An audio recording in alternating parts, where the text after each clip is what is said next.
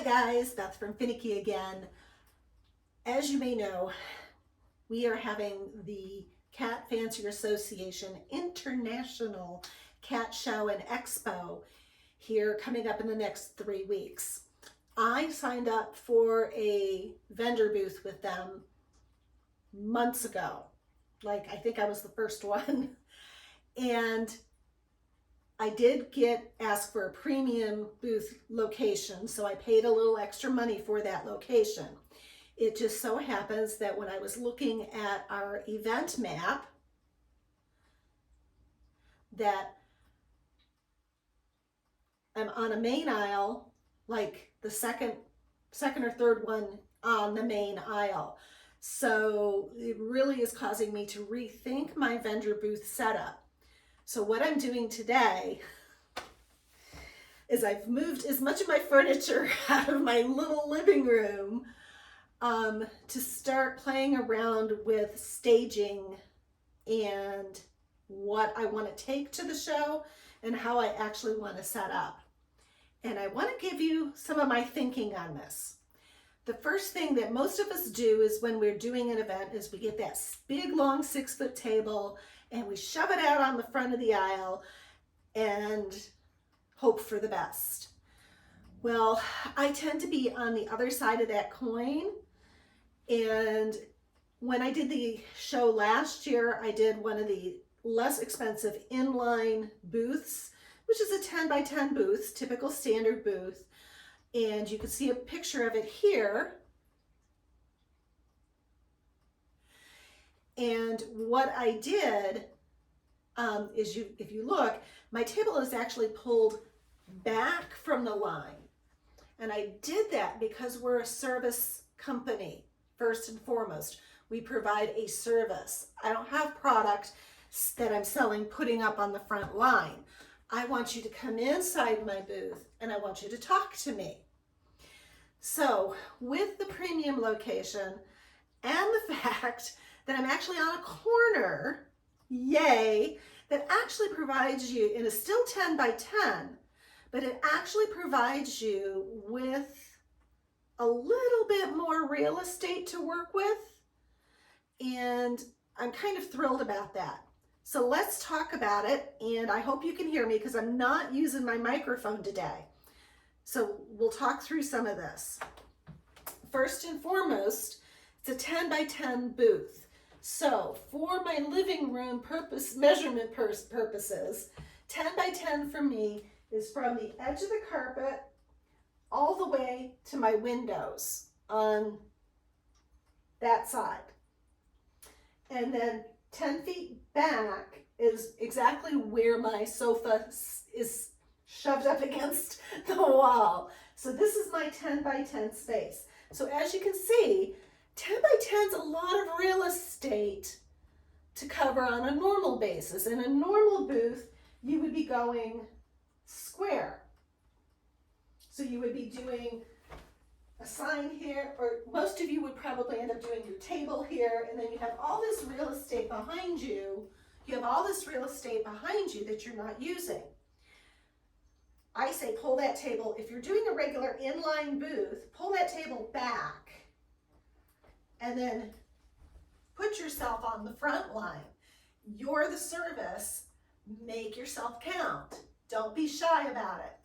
Now, for my corner booth, because we're on the corner, instead of having just this little bit of real estate to cover, as people are walking by, potential people are walking by, my main aisle is here.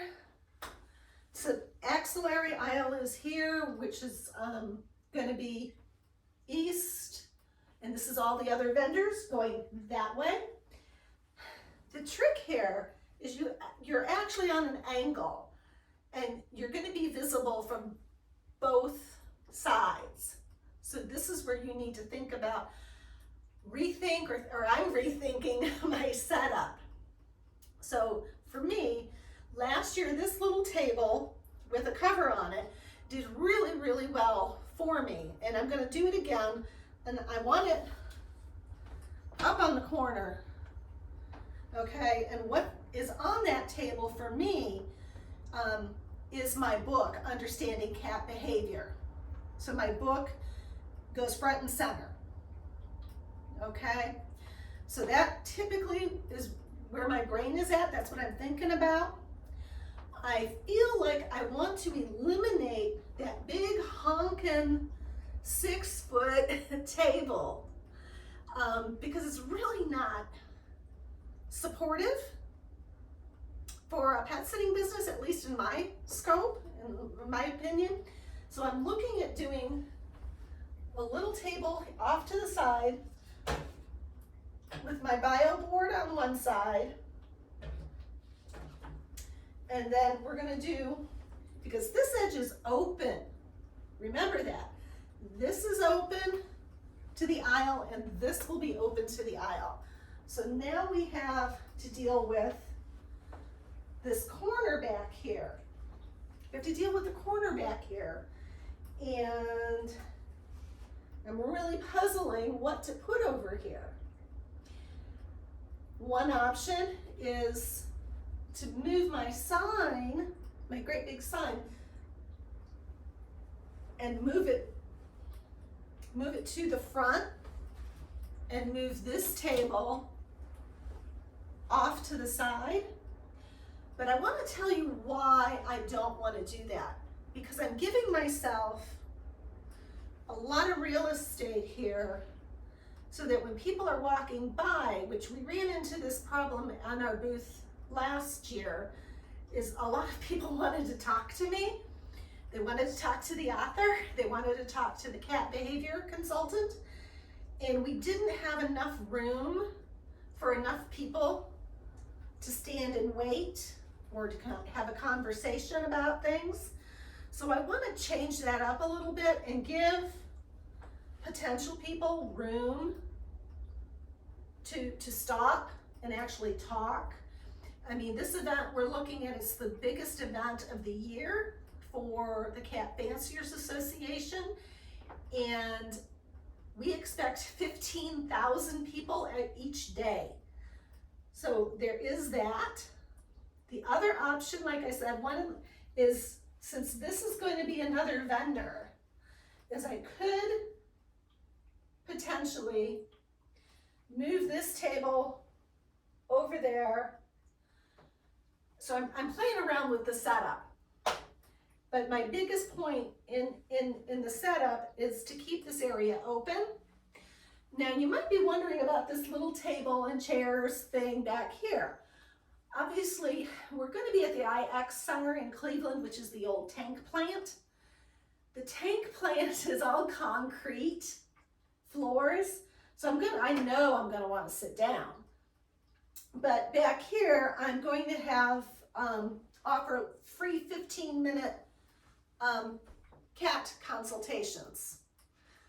And then if I can't help you in 15 minutes, they'll get a business card to later register, later catch up with me later to schedule a more profitable and business cat did I talk today?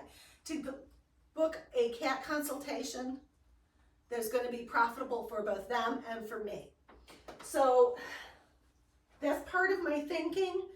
And because we're on a corner and I'm going to have two vendors coming in behind me like this, I want to have some sort of a backdrop here. So I've put my banner sign back here. I'm not real happy about that. That may change when I get out to the IX Center. The other option I'm thinking about is I do have some photography stand backdrop hanger things, and because I do have enough real estate, I could take some of my backdrop stuff and hang it and move everything forward and bring that banner sign forward here. And then we're putting bio board and books and cat sitting material, pet sitter material available. But my biggest point point, and this is something to think about even if you're a pet sitter, people want to talk to you, and oftentimes they want to spend a little more time than 2 seconds with you. They're going to want to talk to you a little bit deeper. And that was something I ran into last year and this year with the premium location on a corner. I'm really rethinking how much product I'm bringing, how big some of my things are.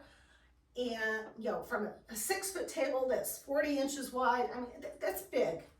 And, you know, your inclination might be to set that thing up right here on the corner on an angle.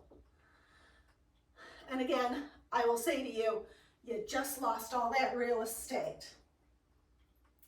And if you do that, you're losing real estate in the front as well. So that's something to think about when you get a premium location. For the inline location, again, you know, go back to, you can see that picture at the top of the video. You're going to want to look at how you're setting things up and why you want to set it up a certain way. And in this case, I want to have a conversation with the people who are visiting my booth. And in order to do that, I want to take away the barriers so that they come in and chat. That's it for today. See you at the show.